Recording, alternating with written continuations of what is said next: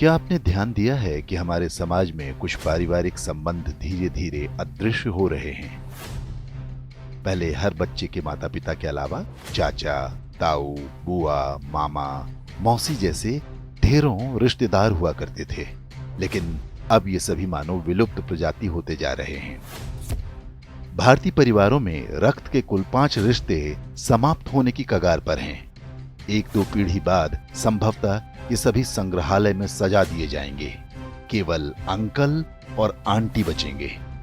इसे इस तरह समझा जा सकता है, यदि किसी दंपत्ति के 2 पुत्र और 2 पुत्री हैं, तो उनके सभी 5 रिश्ते यानी ताऊ, चाचा, बुआ, मामा और मौसी होंगे।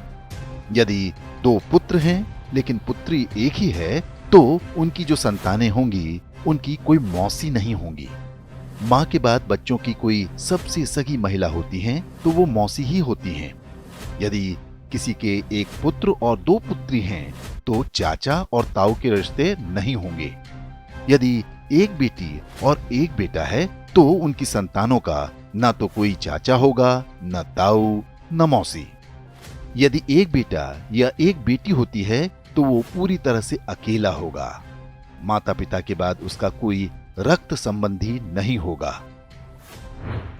सिंगल चाइल्ड फैमिली को उनका निर्णय तीसरी पीढ़ी यानी जिनके वो दादा दादी होंगे बुरी तरह प्रभावित करेगा। उनका पौत्र या प्रपौत्र इस संसार में अकेला होगा। उसे अपने रक्त के रिश्ते की आवश्यकता होगी, तो इस पूरे ब्रह्मांड में उसका अपना कोई नहीं होगा। इसलिए दंपत्ति को सिंगल चाइल्ड के निर्णय पर गंभीरता से विचार करना चाहिए।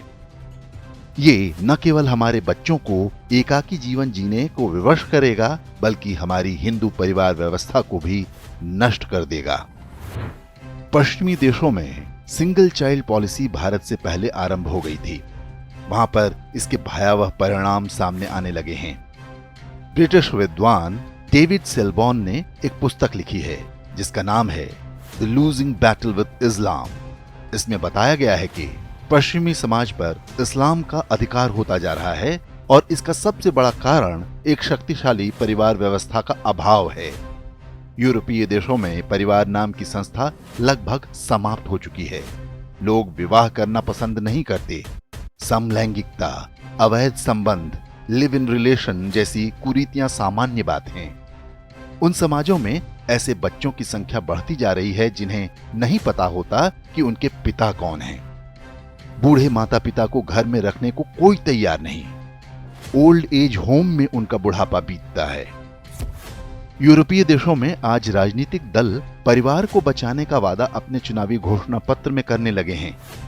ऑस्ट्रेलिया में तो फैमिली फर्स्ट नाम से एक राजनीतिक दल भी बन गया है। पश्चिमी देशों के समाजशास्त्रियों की सबसे बड़ी चिंता यह है कि परिवार व्यवस्था को कैसे बचाया जाए। इस सब के लिए उनके पास यही सुझाव है कि 1 से अधिक बच्चे पैदा हों।